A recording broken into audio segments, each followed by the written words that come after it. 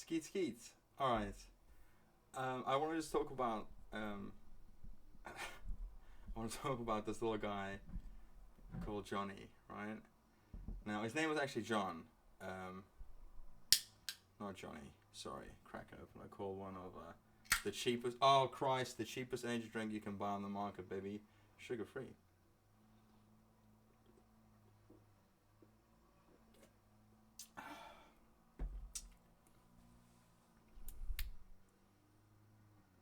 It's not the worst, but it's also not the best.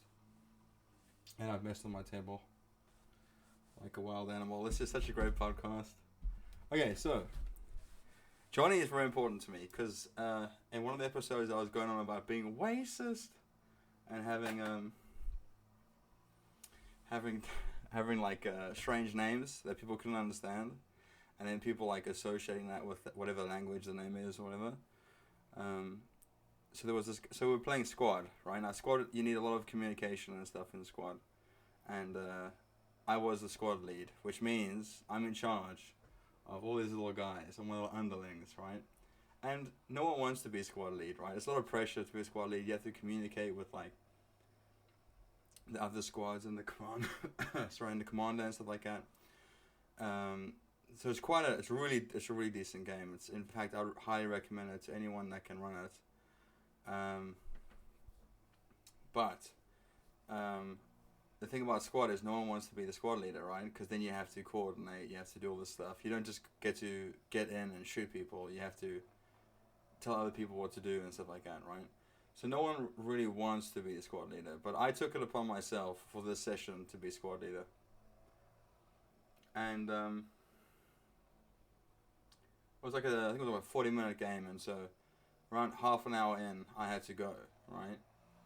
So I asked the guys in the squad, oh, okay, sorry, I'm going now, guys. Who wants to be squad leader? Who wants that responsibility? And what some people do is they just leave and then give someone like randomly assigned squad lead, right? But I didn't want to do that. I wanted to be forthcoming with what was going to happen, so that everyone would know it's going to get crazy. So I looked around in the squad, like no one said anything, and I started asking people individually. And there was this guy's name, right, on my little squad. So I was playing on like I think it was like a Arabic server. So a lot of the guys had like crazy symbols in their names and stuff like that. But this was an English squad. So I wanted and everyone's been communicating in English, but like broken English. So I wanted someone that could relatively speak English so they can communicate with the other squad leaders who I've been in cahoots with, who all spoke English quite well. So I was like, all right, let me find someone in my squad that can be the leader, right? So I look through the thing and I see this guy's name, John, and I'm like, all right, John, that's a very English name, John will be able to take it. So I asked John, he doesn't say anything, but I gotta go. So I'm like, John, you're gonna be the squad leader, right, homie? And I give him squad lead. So now he has the responsibility to carry the team and everything. And before I disconnect, I just ran over to John in the game, and I was like, John, okay, so what's your plan, man? Do you wanna, I was just talking to him, and then he says, I don't speak English in Chinese, and I was just like, what the fuck? He's like, I don't speak English, and I was like, oh, John, how can you do this to me, man? And so then he laughed and I laughed, and everyone else just ran off and did their own thing, but me and John, we added each other on Steam, because I got fooled big time by John, and he told me that he was playing through Steam, whatever, and he was in China. And he said I was a very good friend, and I was like, we only chatted like twice, John, but I appreciate that. Thanks, John. And then I never play with him again, and I think his account's offline now for a long time, so maybe the CCP got him. That sucks. But yeah, that's another thing, the guy's name was John. I associated him to be trustworthy, and it turns out he had more broken English, or had less English skills than anyone else that I had already spoken to on the squad. But that was an experience.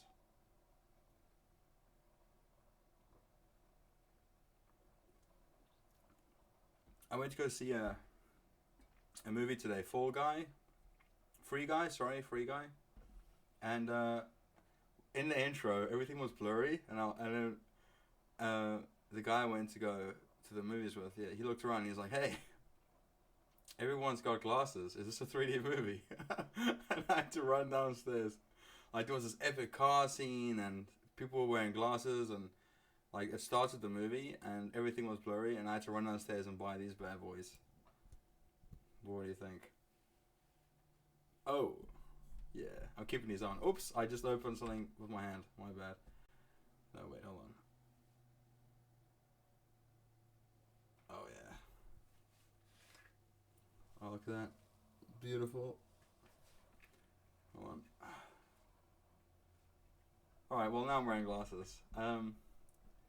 Yeah, so it turned out that was a 3D showing, and we didn't pay enough attention. So pay attention when you're going to go to the movies, okay? I got a couple other things that I thought about on my phone again. Sorry to do this.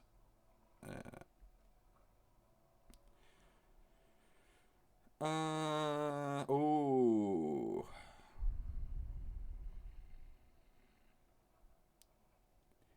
Well, I've crossed off John from squad, so that's good. Alright.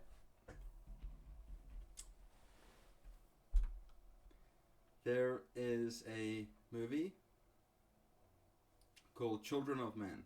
Right? Now, this movie is about, it takes place in the UK, and it's all about like a virus that comes around and it prevents people from being fertile. So everyone's got it, right? So there's like literally no new generation. And so some people just go crazy, you know, they're like, okay, so what's the point? I'm not wearing this anymore. Sorry, what's the point of this, you know? Why would we be here doing normal everyday stuff, going to work and everything, if there's no kids?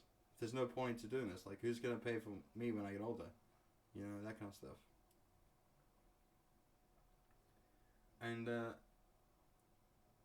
I watched it a few times. It's in my head, it's a good movie.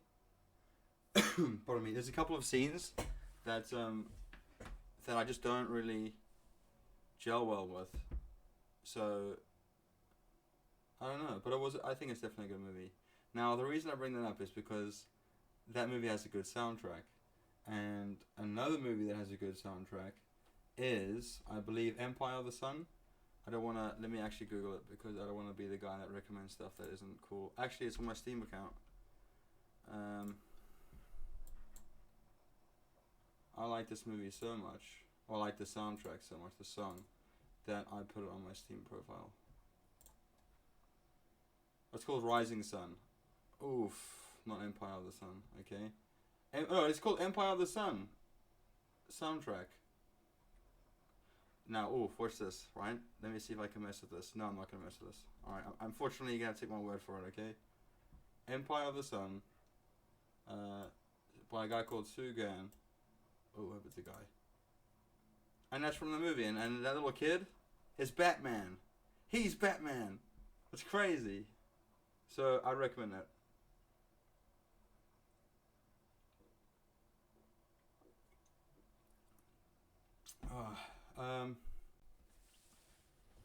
On my Steam list, I've also got Jim Sterling.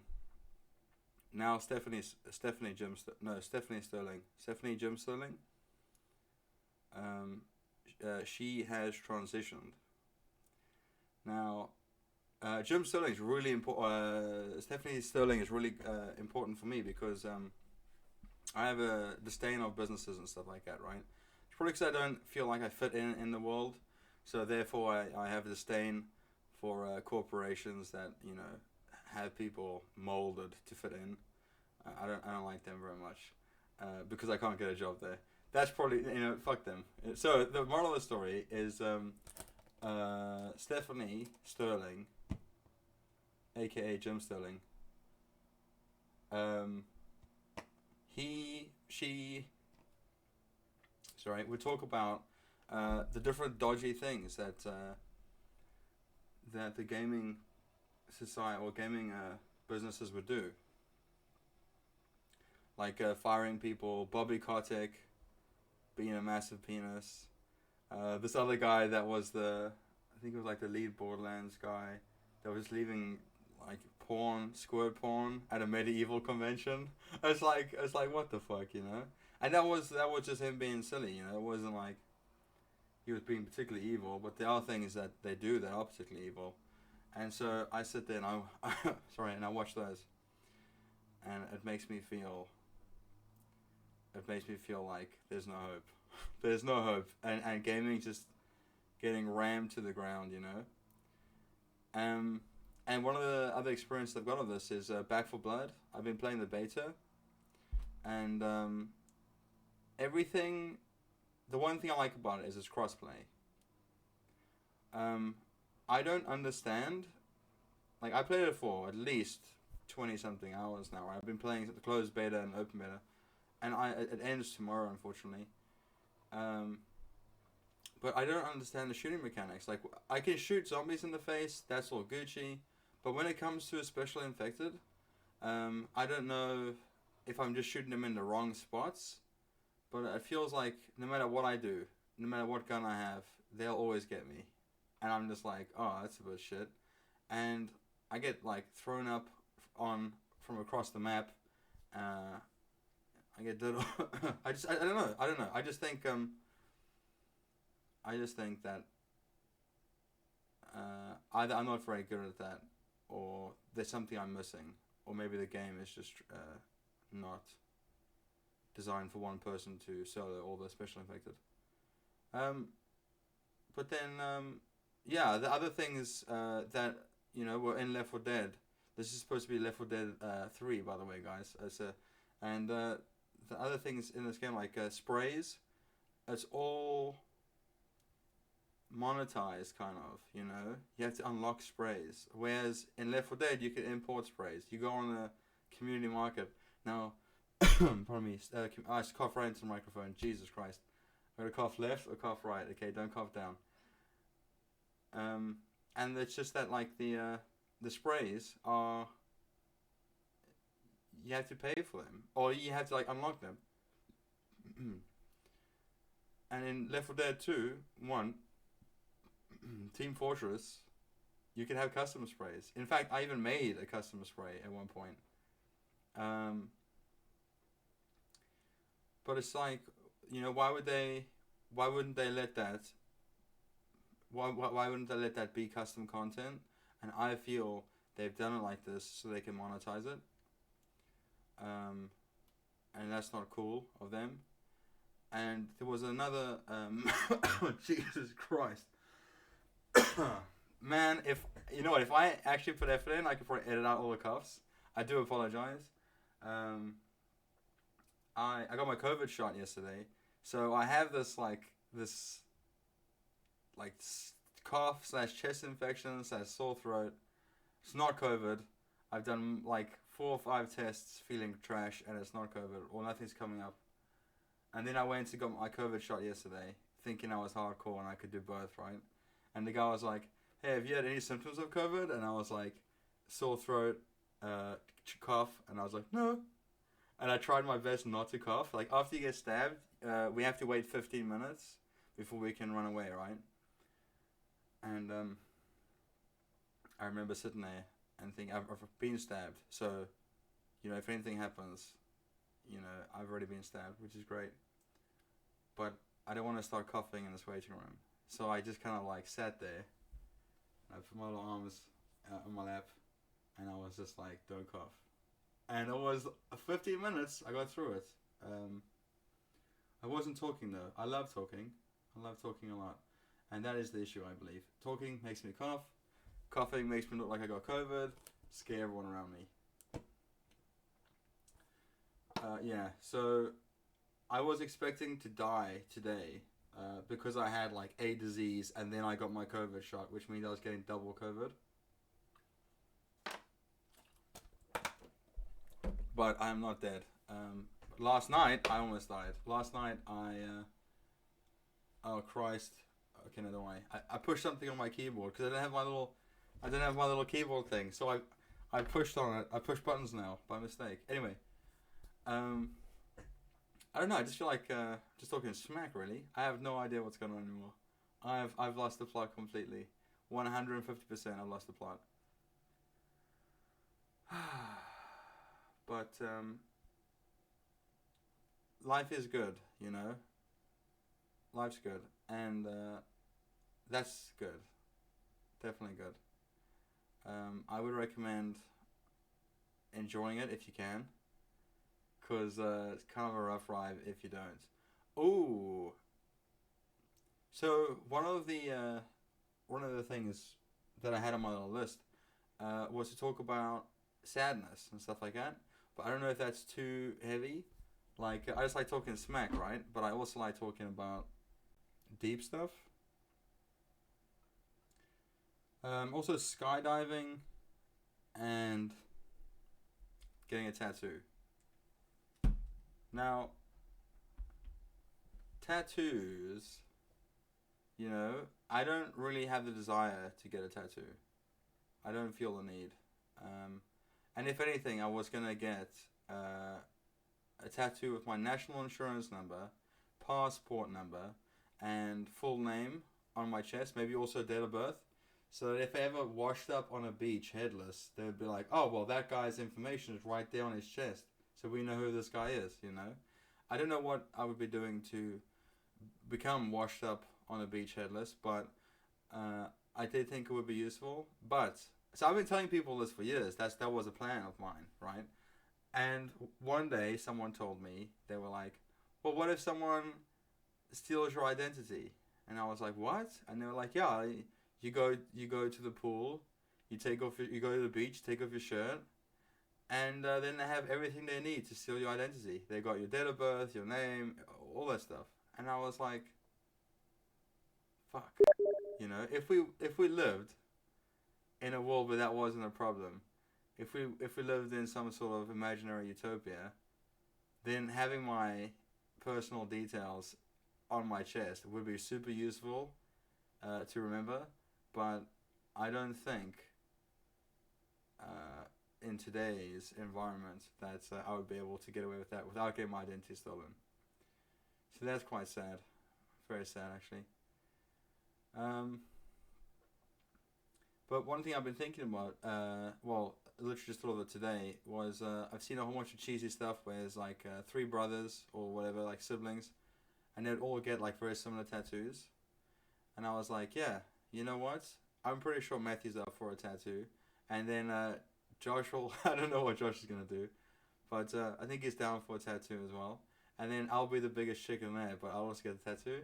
And then we can be like a little gang. I just thought that was cool, actually. I thought that was very cool. Sorry, I'm a little bit all over the place, but one thing I want to talk about when it comes to Back for Blood was there was a YouTuber called G-Man Reviews. Oh, actually, no.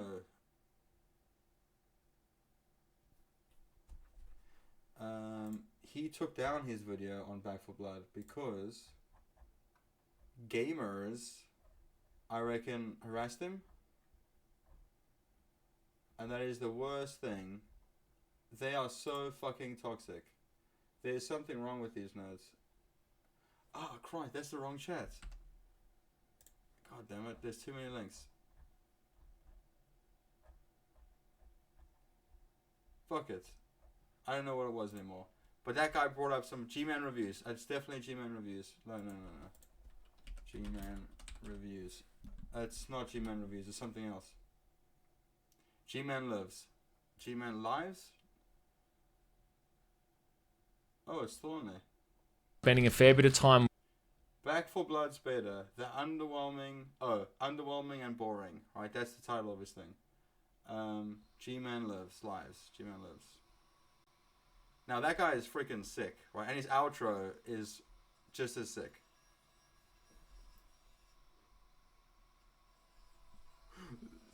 someone's trying to don't worry about it. Trying to like cut the blades of the mower so that it can actually cut the grass instead of just like pushing the grass over.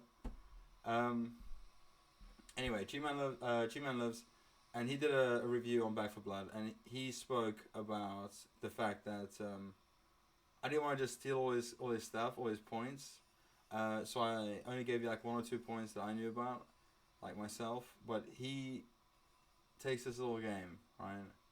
He fucking fists this little asshole, and this little game is, after you've watched this movie and you got his points and you kind of see what he's talking about, you'll see that's a soulless, heartless, like cash grab kind of, you know.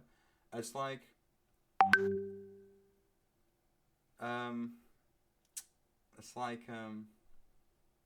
like a soulless cash grab. So like the shitty survival games where they just make a raft and they put an island on it and they're like, here you go, this is now a survival game. There's an eating bar and there's a thirst bar. It's like that, but this is unfortunately with zombies. So in my head, I've justified it by saying, listen, I'm gonna get this game anyway because it's cross-platform. And the other game I've said that about was Counter-Strike Global Offensive, because there was rumors it would be cross-platform. I bought it, then there was no cross-platform, and I played a few hours of it, but it never really floated my boat. However, I do get all sweaty and excited when I click, find the game, and then I just get blasted with Russian music and little Russian kids swearing at me. The pressure, the pressure is there. It's like queuing for a rank game in Dota or something like that, or queuing for a rank game anyway. It takes it up a notch, for me at least.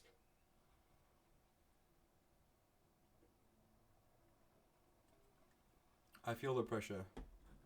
Playing ranked in Dota, I didn't do a lot of it, but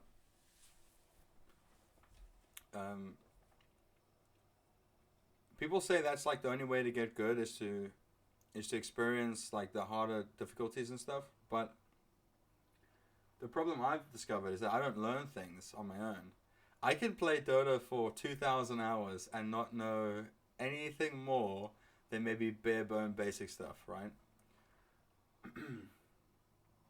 So it takes someone to tell me something or to show me something for me to be like, whoa, that's freaking useful. I'll get into that, and then I'll remember it, and then I'll become a better player. But obviously in Dota, everyone's just swearing at each other and stuff, so it's not as bad as League, but it's not the environment to learn in, So yeah, that's pretty traumatizing for Dota players. Fudge. I feel happy today, which is great. I feel content. I've been stabbed, my second stab, so I feel like I'm basically invulnerable now. I'm gonna go around licking things. I'm not gonna do that.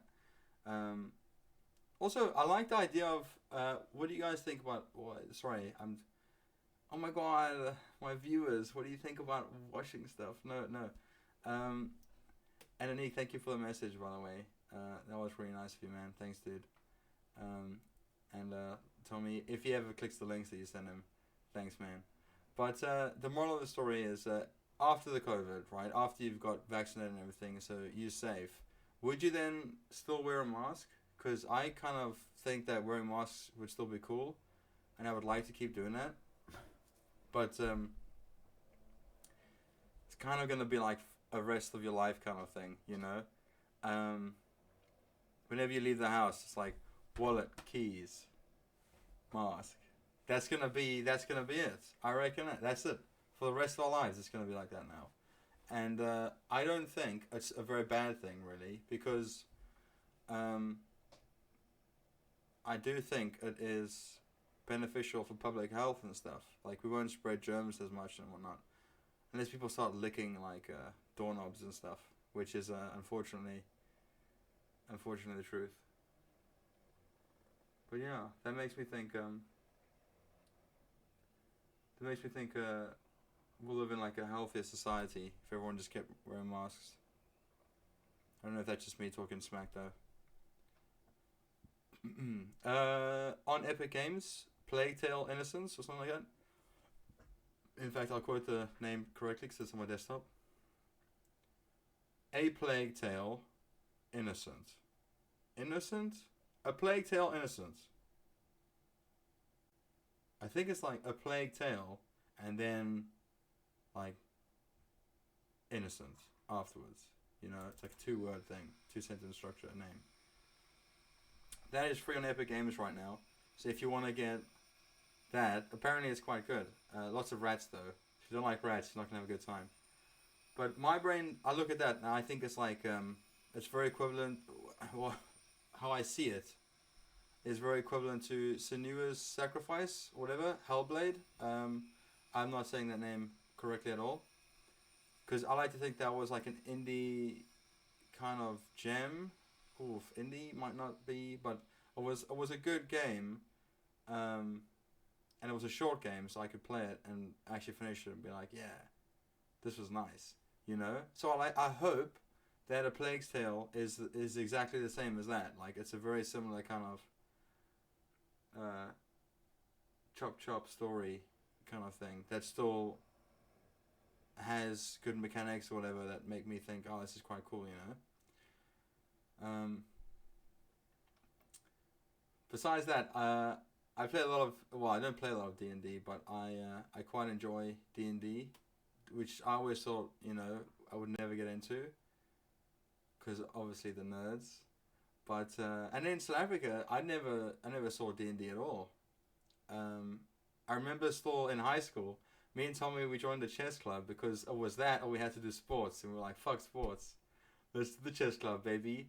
And I lost every single game we ever played because I would just move the pieces randomly. I didn't give a shit. I was there for the snacks when there was tournaments, and just to play with Tommy so that we didn't have to do anything like extramural activities, you know. And yeah, so like that for me, board games were just disappointments. Like if someone says, "Oh, we're gonna have a game night," I got all hyped up thinking it was gonna be PC gaming. I get there and they whip out fucking Cranium Cadu or Monopoly, and I'm like, "Fuck this! What is this?" You know, this isn't happiness. I experienced the same disappointment when I was very young, and I would watch on TV like this is music channel, not MTV. I wasn't cool enough for that, but it was like, you know, after this shitty song, then there's gonna be rock, right? Rock over here. And in my brain, rock was like Rammstein, all the cool shit. And then I get it on, and it's just some guy singing with like maybe drums in the background, and I'm like, and maybe a guitar, and I was like, what the fuck is this? This isn't rock. And it's because I had no idea. Like I associated Rammstein with rock, but that is not rock. I don't know what that is. Rock? I still don't understand rock. Fuck rock, right? Rock can go do one. It's not a genre that I appreciate. They can just yeet it into the bin. The bin's right there as well. They get yeeted into right into the bin. Stay hydrated. It's very important. Stay hydrated.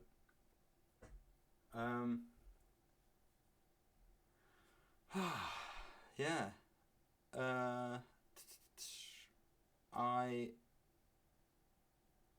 I tell you what. I will talk some smack about emo stuff. So if you don't want to talk about emo stuff, you don't have to talk about emo stuff. But one of the things that I've experienced in my life was when I was very young. I don't particularly remember the circumstances behind it, but I think it was when Battlefield 3 was big. So I don't know if someone can sit down and work out when that was, but I was quite young. And I remember feeling so sad, like there was, it wasn't like I was sad, but it was like there was no happiness, no smiling, no puppies in the whole world, and that's what it felt like. And I reckon it was some sort of chemical imbalance because it lasted about 3 or 4 days, and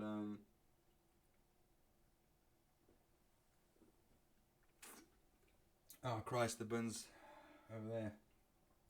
Okay, so, and I remember playing, like, I felt like, um, I didn't, like, there was no happiness, like, there was no joy in anything I did, right? And I remember I was playing Battlefield, and I stopped shooting the people, and I would just kind of just follow people around. And I died a couple times, whatnot, but then I found the sniper on the hill, and he was on the enemy team, and it was one of the quite big maps, so it was just like me and him in the middle of nowhere, right? And so I walked up behind him, and I watched him for a little bit while he was shooting. Obviously, my teammates, they weren't probably happy about that. But then I just lay down next to him, and I would watch what he was doing, and like for about 20 minutes, I would just follow him around this match, right? Just moving from hill to hill and lying down and sniping. And I didn't know, I just didn't feel like I didn't want to shoot people. I didn't want to do that. I felt like that would, there wasn't any point to that. That's what I felt like at the time. I was very emotional. And towards the end of the match, me and this guy, I've been following him around for like 20 minutes, something like that. And the match is ending soon. And he turns around and he sees me and he knifes me. Right? And I remember being so emotional about that I cried. It was one of those quick time knives where he's like, oh, like you turn around, you see the dude, you press the button, and then it goes into an animation, and he stabs me in the stomach, and then like I drop backwards staring at him. And I was just so emotional about that. I was like, whoa, what the hell was that all about? And so for me, right, whenever I get sad, I compare it to that experience, right? So if I get depressed or whatever, I compare it to that experience where for 3 or 4 days I felt like there was no happiness in the entire world. I don't know what was going on. I think it was literally just something that, I don't know, maybe a chemical imbalance or something like that I said. Like, I wasn't going through any tough times or anything like that. Or maybe I was. But anyway, the moral of the story was, I compare all my sadness to that one experience. And then I gauge whether, is the sadness serious? Well, was it as bad as that sadness over there? Not so much. Then I just ignore it, right? And apparently that's not healthy. So if you do that as well, fucking fix that, nerd. Otherwise, you're gonna have a bad time. Because all sadness is sadness, and it should be dealt with appropriately. Throw it in the fire, or deal with it, or think about why you feel this way, and make some changes. And yeah, that's because I don't know. I just feel like because I've experienced that, because I've been down like that low, I would be like, whoa, what's the like how I feel now is not as bad as that experience, So then therefore I can't really be sad, or my emotions can't really be that dodgy or whatever. Damn, I was gonna relate this to something, and now I completely forgot what it was, and it was more upbeat than just comparing sadness. Oh, my little brother bought Dead Cells. Oh my god. I gotta message him because I've been wanting to get him Dead Cells for a long time. I think it's just gonna be up his alley, and I'm so glad he got it now. I'm just gonna write that. Hey man, nice game, kisses. I spelled kisses wrong, but that's about it.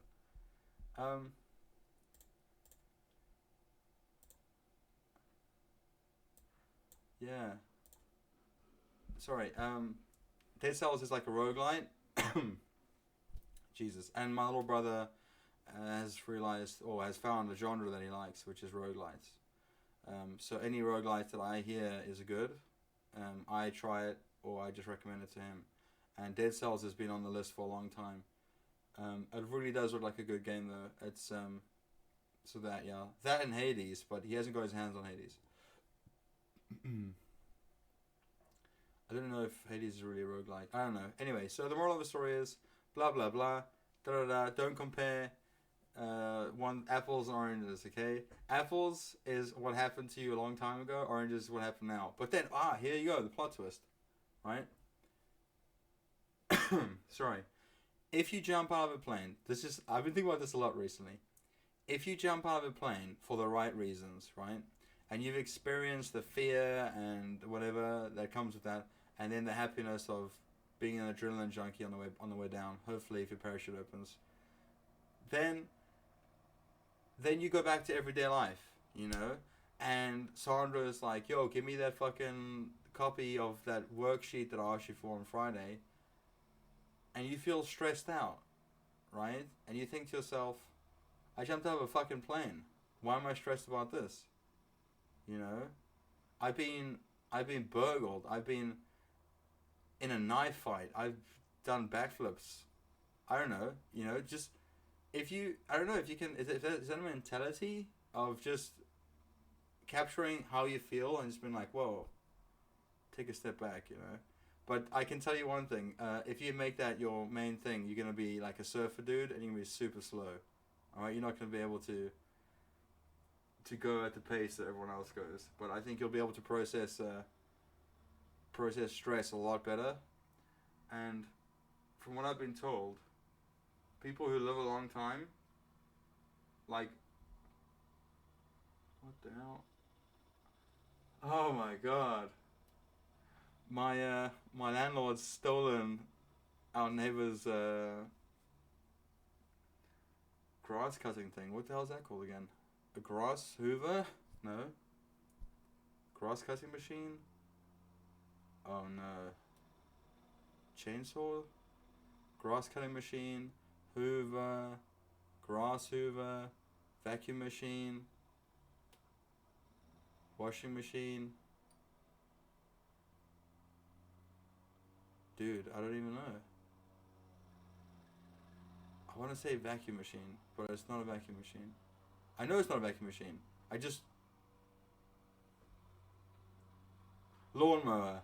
Jesus Christ. Man, that took a while. I think it's dementia.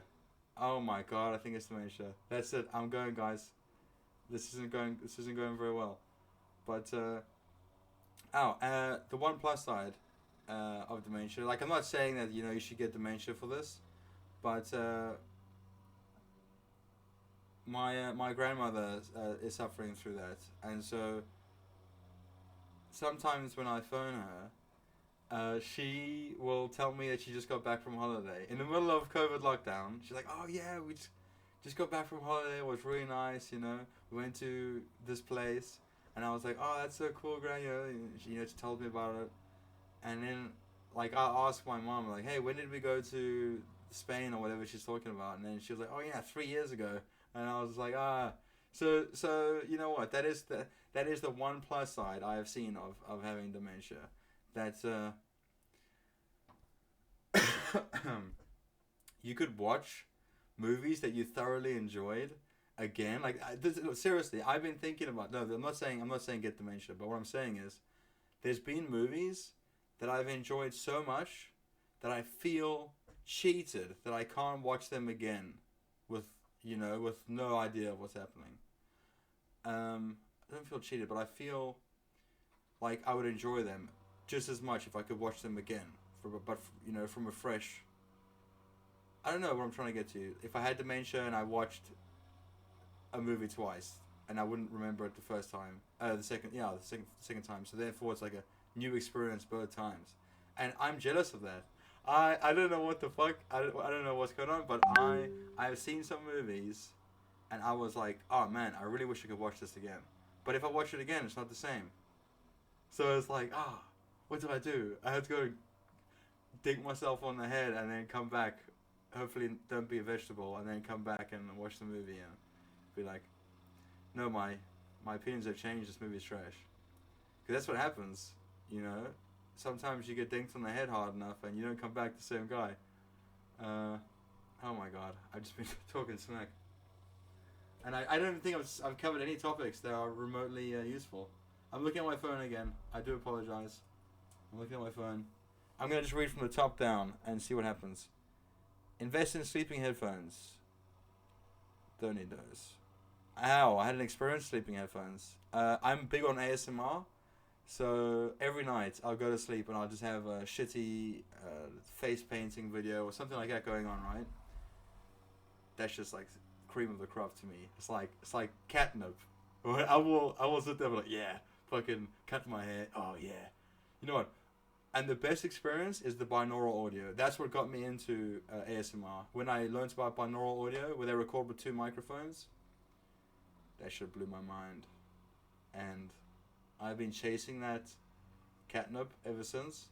But when I'm sleeping now, I don't have headphones that I can listen to, because I can't sleep comfortably with these, or I've tried, or a couple other headphones that I've got. So what I did was, a long time ago, I bought like this special headband, right, that had headphones built in, and I used them straight for I think like 6 months, and I didn't wash them. Now you can imagine how disgusting this is. A headband that you're sleeping with, unwashed for 3 months.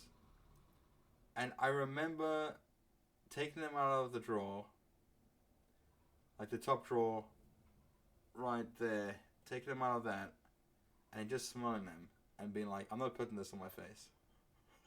Then I threw them out. I tried to wash them, I think, and the speaker, the 2 actual headphones that were built into this fabric, they had moved, and they wouldn't ever get on the ears part again. So I was like, and it was like rotting. I could imagine it being super bad. So anyway, I threw those away.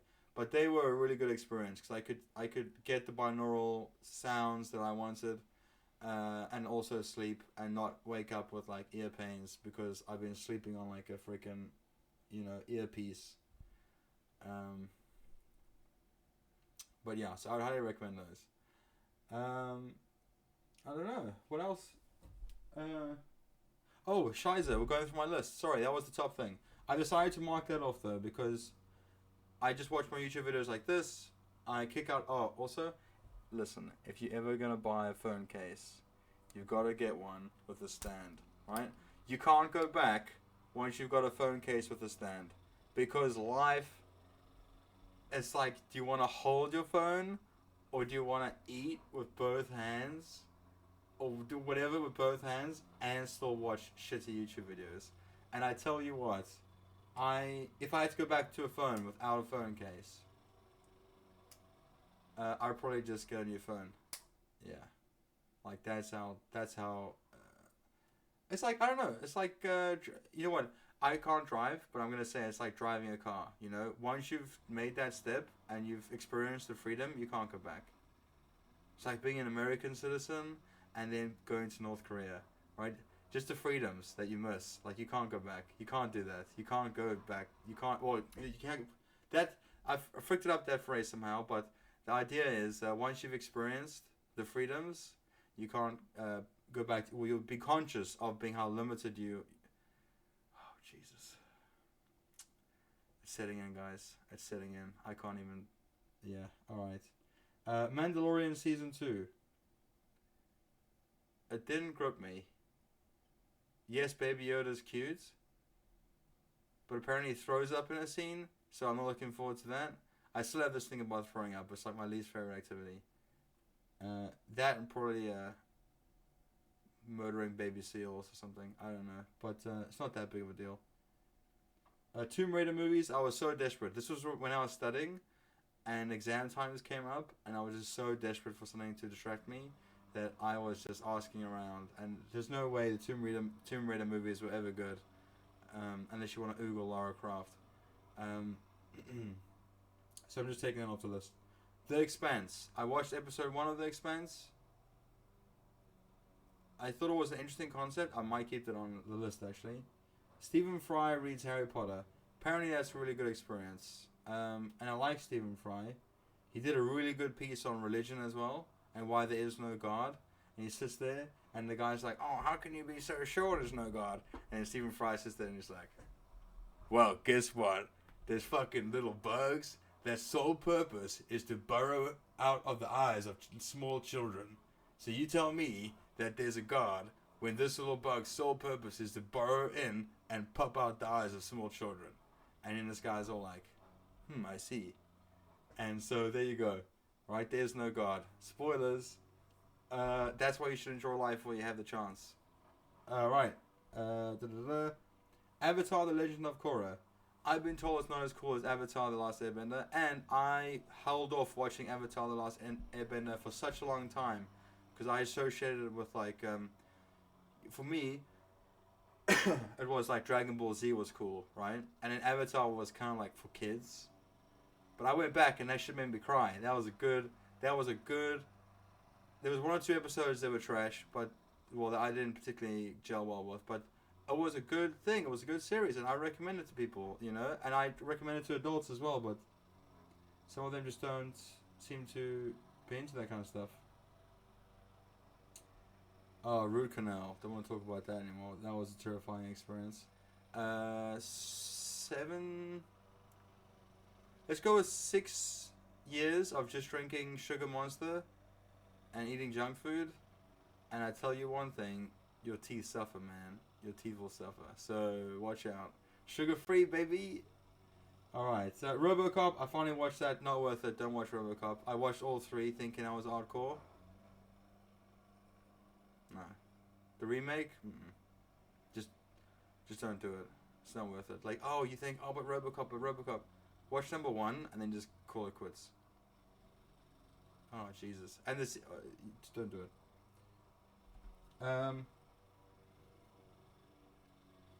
Veet hair.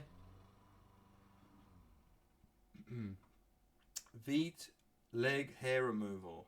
Now, the reason this is on here is because at one point I joined a Discord conversation with a friend who then told me about how he would use Veet hair removal cream on his little butthole, right? So that he had a nice hairless ass. And I thought to myself, wow, that seems like an experience. And then, straight after that conversation, another friend joins Discord.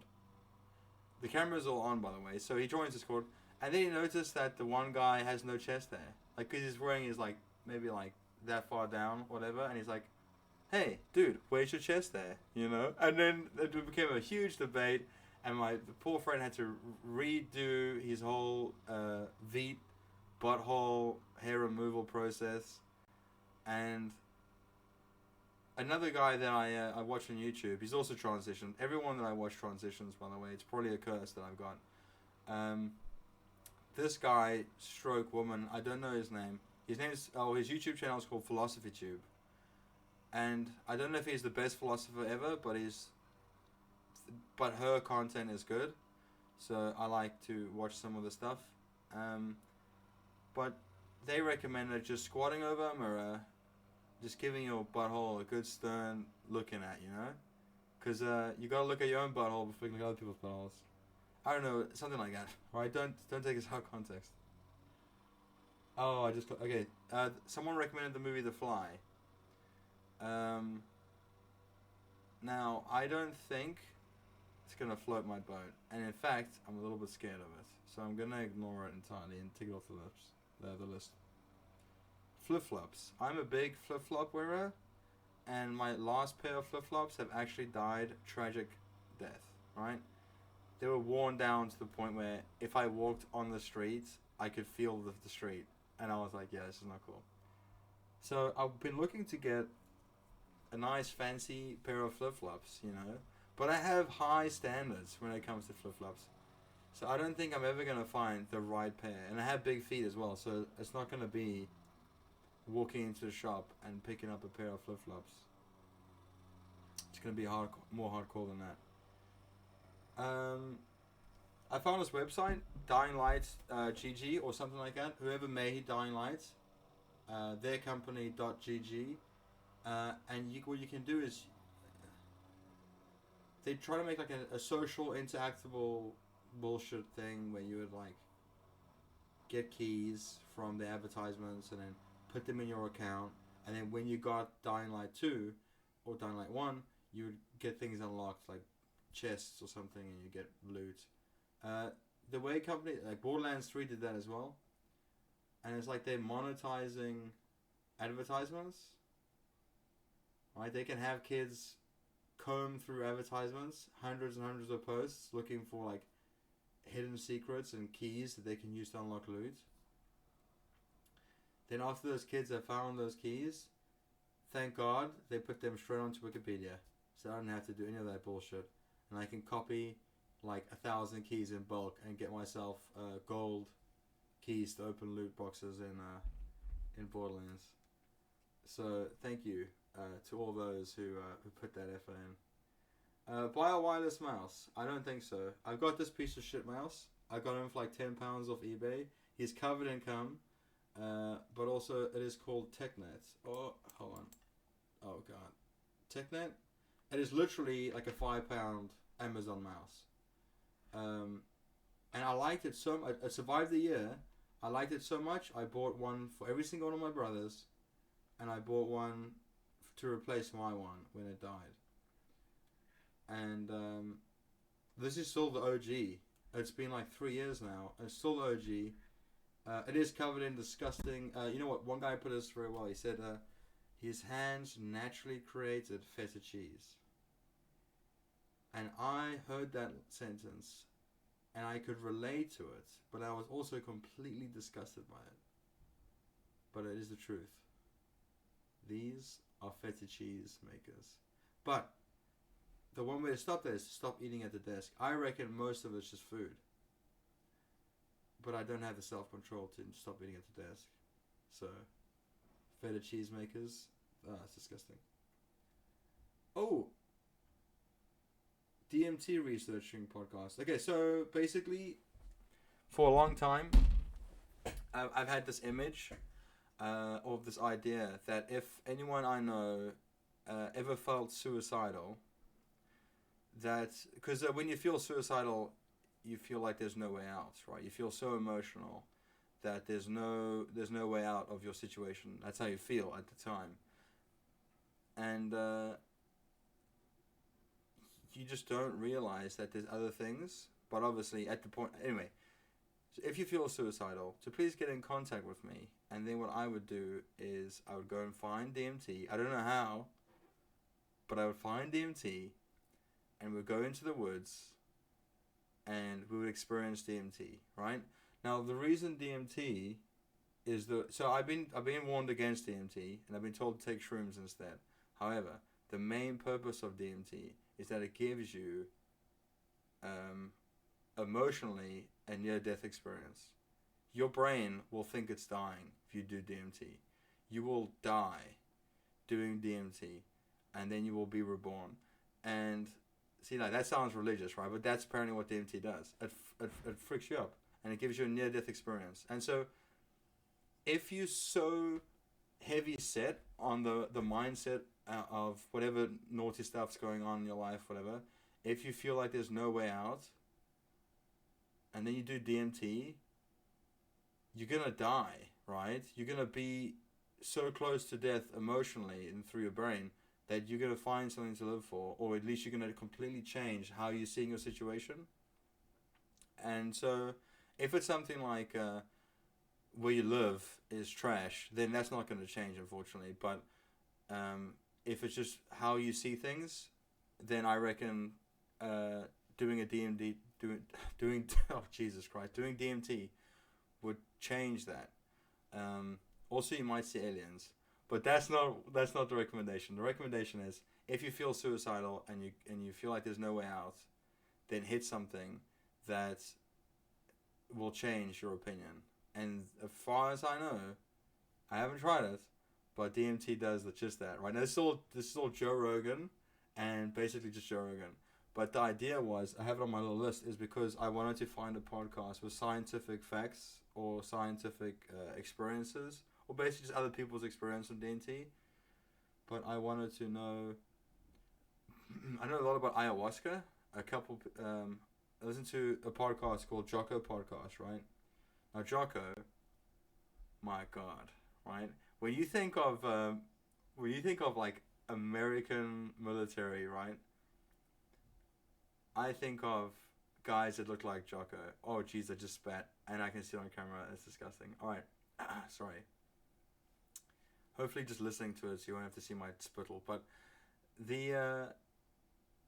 I'm gonna have to find a picture of this guy. He is a jarhead or meathead or whatever you associate. I just hit the mic as well. Sorry. He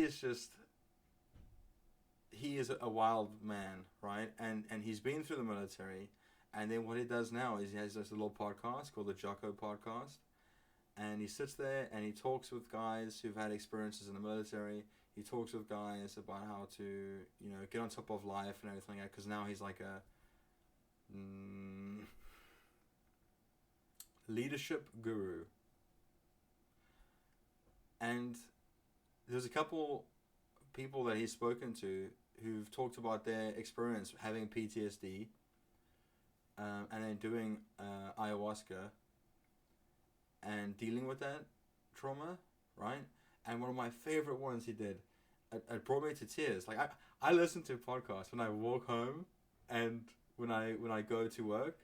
So I'm sitting there and I'm walking to work, and this woman's telling me about the trauma that she went through, and how horrible it was and everything like that. And she describes it to us, and it's just insane, right? It's absolutely insane. It's someone, I'm like 27, right? And there's like 19-year-olds that have suffered so much, and I'm just like, wow, what have I done? And I've done so much as well. And it's like, what have I done with my life? Not much. What have they done? Oh, they've been to Vietnam. They freaking killed 17 people and then started a business. And here I am at 30, they're successful, and I'm just like, yeah, I'm an IT guy. Anyway, don't compare yourself like that, but it just makes me feel like that sometimes. So this woman talks about her problem, and then she talks about going to some crazy place in Mexico, right? Because that's how you gotta do it down there. And she did ayahuasca, and she saw the guys that had obviously passed on throughout her deployment and whatnot, and they spoke to her and she spoke to them, and she felt like they were really there, and and it was just so deep and so emotional. And then I got to work and I was crying. So you gotta watch out, right? There's definitely downsides to hearing people's stories. Like some of the stories that people have shared on podcasts and stuff like that have been devastating stories, things that make me sick to my stomach, And I'm in a public place, and I just feel so much sadness or anger or something like that, and I'm just I'd probably look like some sort of weirdo, just sitting there stewing in these emotions. But I would highly recommend that podcast, the Jocko Podcast. And a spoiler is that I listened to maybe 30 or 40 podcasts. I googled the best podcast on Jocko Podcast, because he's got 200 episodes out now. And so I wanted the combat experience, that kind of stuff, the life stories. That's what I like. And I grabbed 200 episodes, downloaded them all, and then just worked my way through them one after the other. And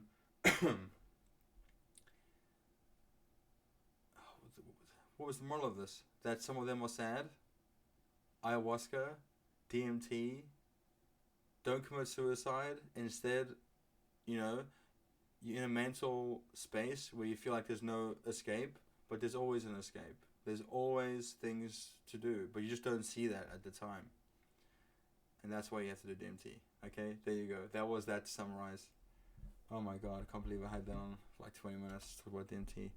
Ah, yes, here you go. Racist D&D terminology. Now, I'm playing a particular character. Now, listen, this is I can talk spoilers now, because if you're listening to this and you play the D&D campaign with me, then this is gonna be. I'm gonna talk about my character for for a bit. And the last video I uploaded to my channel was actually me just talking about how I felt, because we played D&D on Saturday night, and then this morning and last night I was just. Today's Sunday, by the way, and I was just thinking about my character, and I was really emotionally involved, and I was disappointed with how it turned out.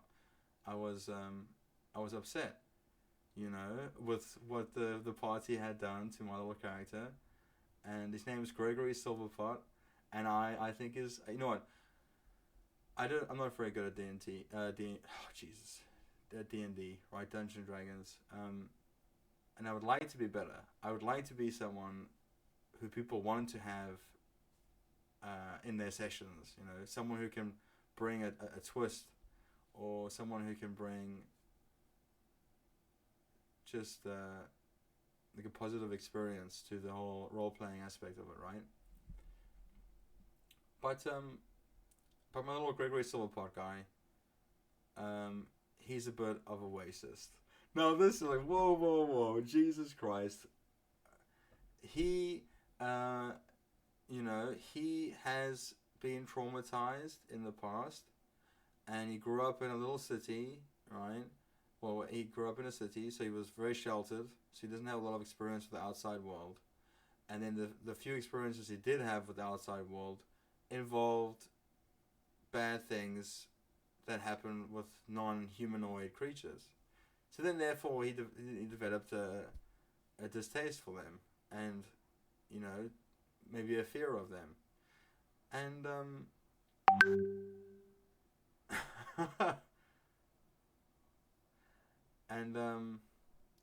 sorry, my landlord just dropped me a message that mower's fucked, you know? And I saw him out there with the neighbor's mower, so, yeah. I don't even know where I was just going with the fact that, yeah, so I wanted to, racist D&D terminology. So I wanted to do, because I don't know a lot about D&D, so I don't know the different characters, the different races and stuff like that. But I wanted to know how to make fun of them, or how to be. You can't be a racist without knowing anything. And in fact, no, in real life you are a racist because you don't know, you know. But here, I wanted to know the different races and stuff of the characters in the party, so that I could pick out race traits and stuff from them, and then I could have that more. I could be a better racist, basically. I wanted to be a better racist, so I wanted to do some research on that, so I could roleplay my character straight into the dirt. And it's come to a plot twist where, it's come to in the plot of our sessions, where my little character, he's a piece of shit and stuff like that, but there was a crucial part where he felt like, you know, that the group would have his back, and he tried to do something and it didn't work out, and not one person saved him, right? And I just felt, and they made jokes and stuff, and they put this cute little gif in the group chat of Malfoy. Malfoy? Is that his name? From Harry Potter? Malfoy? Jesus, what a strange name. But basically the rich kid, and he's lying on the ground, withering on the ground, saying, "It killed me, it killed me." And I thought it was funny, because that's how they were seeing my character, right? And I'm seeing my character from a completely different perspective, because I'm seeing him as this emotional little kid that, he's racist, but he's racist because he's scared of everything else, right? And I don't want to say all racists have this defining quality, or that they're all scared of, I don't know, Bambi people, because my character's scared of Bambi people. And I think I spat again, Jesus. Yeah, I don't know where I was going with that, but I wanted to be classier than just pointing out simple things. Anyway, racist, I'm going to take that off, because that's... I've also discovered that I can play a whiny little bitch character quite well, and that seems to bring joy to the party. So when I play D&D, that's what I go for. I'm not cool enough to be able to pull off like huge, in-depth, emotional plot twists and stuff. But I can pull off a whiny little bitch. So that's my place. That's why I'm now currently a whiny little bitch. And in the previous D&D session I've been a whiny little bitch. So I think that's the one thing I'm good at. So therefore, being a whiny little bitch would be good. Alright, that's why I had racist D&D terminology in my to-do list.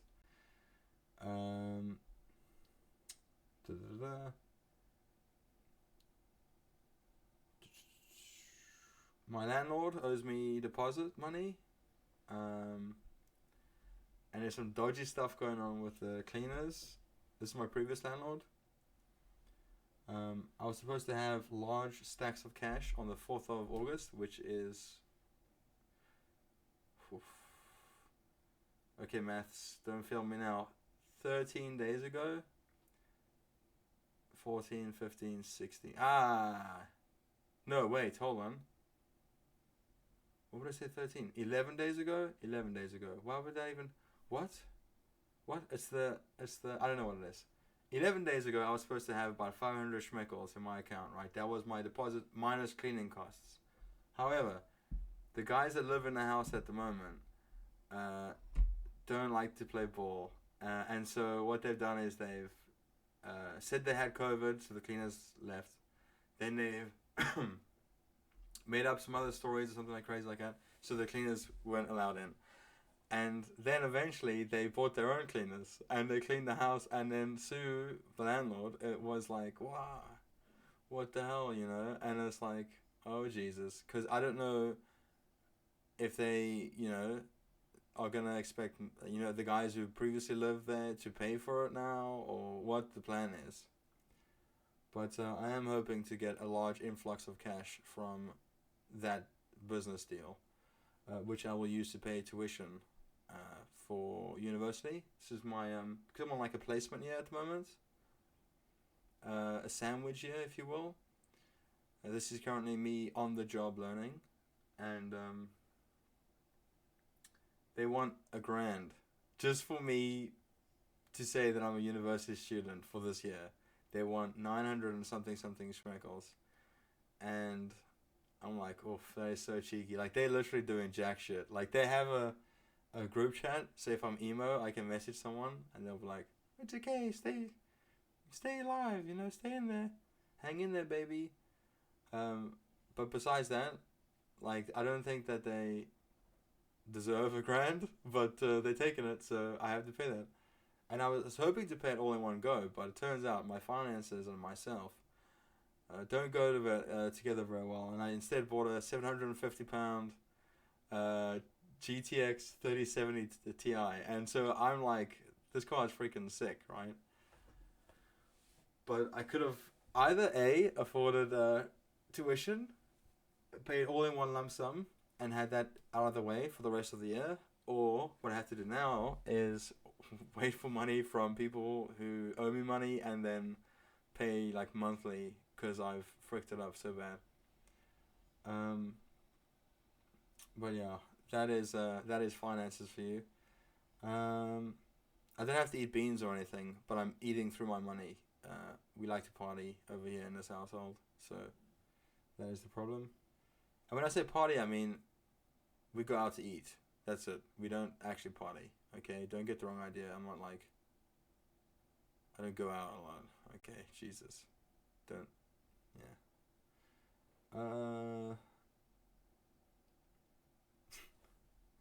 Apparently new Rick and Morty today, so that'll be exciting.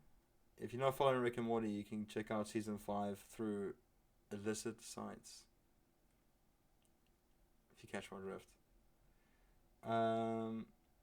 I watched the series Night Flyers. The ending was trash, but I thought in the beginning it seemed quite a cool show. PBS Halo 3 documentary.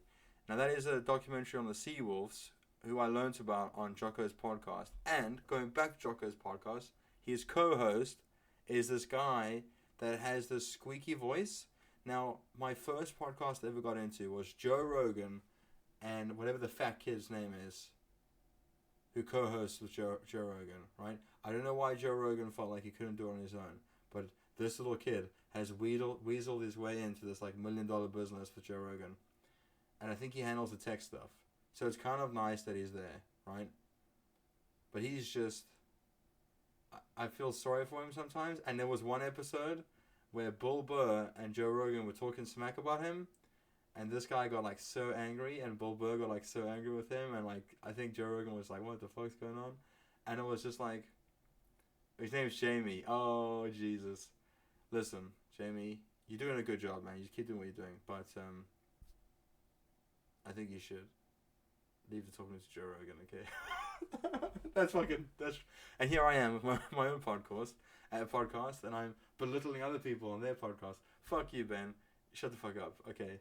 But yeah, so this guy in Jocko's podcast, he also has a Jamie, and the dude sounds like he's this little kind of like skinny IT guy, right?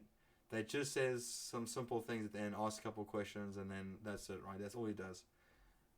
And I had this image of him in my head, right? I had this image of what the guy sounded like and stuff. It was like when you read a book, and you bring these characters to life in your mind, and then when you see them in like a movie or something, you're like, whoa, I didn't think it would look like that, you know?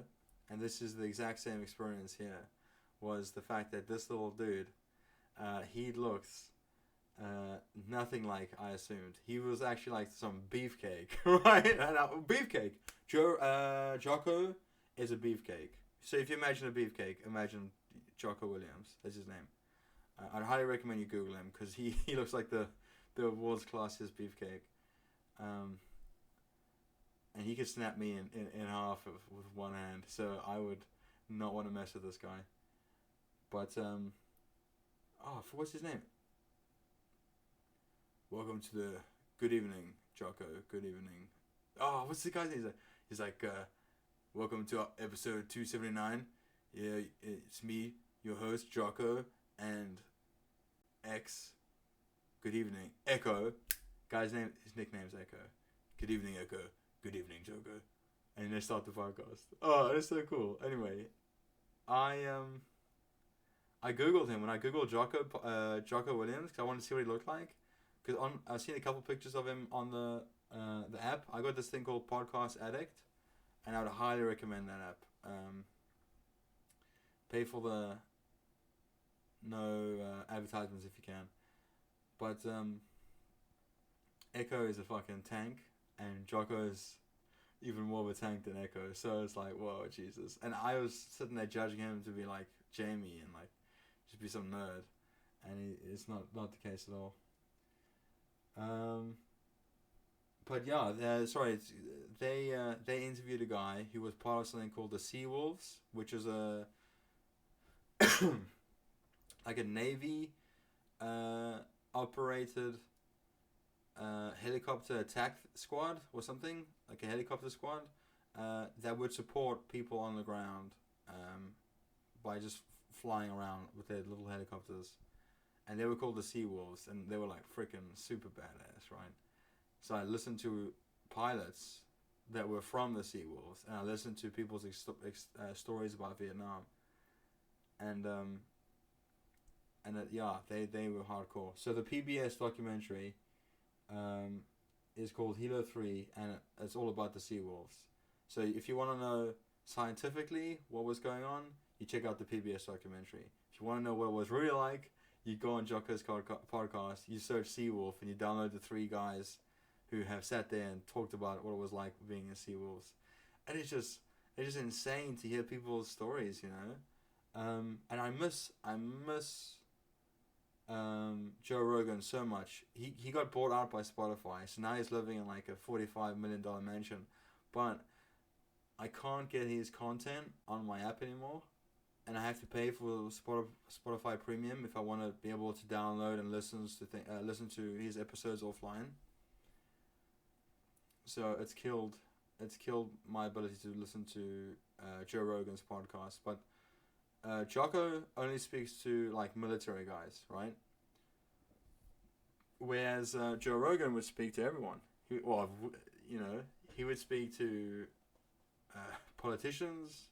He would speak to Elon Musk. He would speak to all kinds of stuff. People who's scientists on sleep, you know, and having people who are interesting on the podcast like that was really nice. And I would really enjoy hearing their perspective, hearing the science or bits of stories about their lives, you know. It wasn't all doom and gloom. Whereas with Jocko Podcast, you know what you're going to expect. You're going to expect doom and gloom, camaraderie, and gritty details about cleaning up one of your best friends after an IED went off in this little hut, and scraping bits of him onto a stretcher, and then later on talking about the PTSD you suffered. But that's just one lady's experience. I don't know, I keep referencing that lady, but it was really powerful. Her DMT experience, or ayahuasca experience. I'm actually going to take that off because I've seen those two. I had this idea of asking people what the dodgiest part of Hedge End would be, because that's currently where I'm staying. It's like this small little town on the outskirts of Southampton.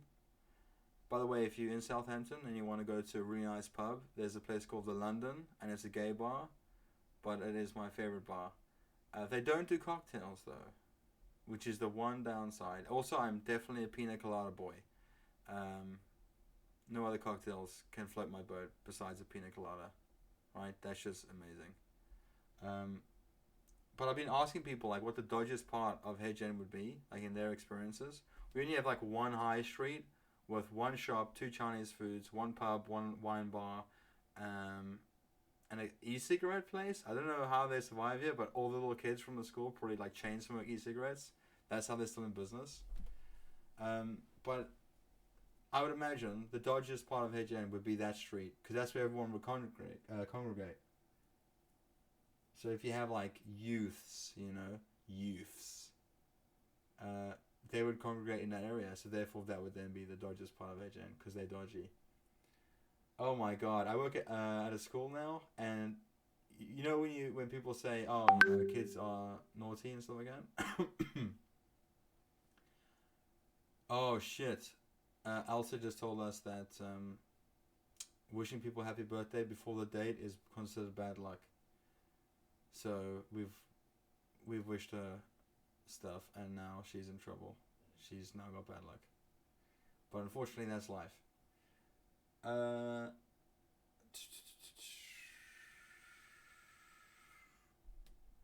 looking at the Loki series as well. I haven't checked that out yet, but it could be good. I don't know though.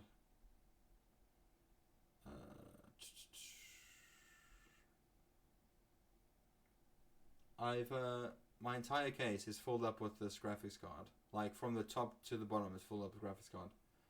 And so I have 0 space for anything else in that case. But the problem is, this thing is so chunky, it's gonna have sag, and I don't know what to do about that. So I can like buy a little metal piece, shove it on the bottom of the case and on the graphics card, so I can like lean on it. Or buy myself like a very, very expensive fan, like a slim fan that would just lie on the bottom, sucking air from outside the case into the fans of the actual graphics card, and I could lean on that as well. But that's just more money, and I've already dropped 750 schmecks, so unfortunately he's not going to get any more for the foreseeable future. This poor little case. No more love for him.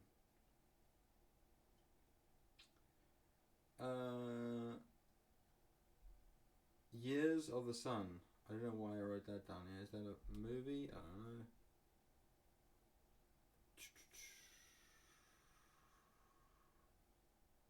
don't know. Skydiving? Talk about gay bar in Southampton and how it made you feel. So, we went to a couple of pubs around Southampton. And I don't do pubs for, I don't feel comfortable, or if I'm not feeling anything, I'm just sitting there and I'm drinking a Coke or something, because that's how I roll.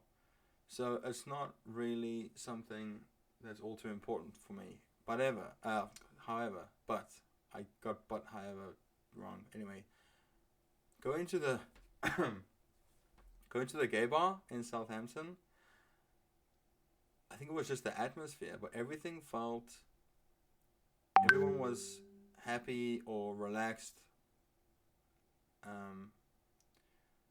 and content to be whoever they, I don't know, like just to be who they wanted to be or whatever. And I think that attitude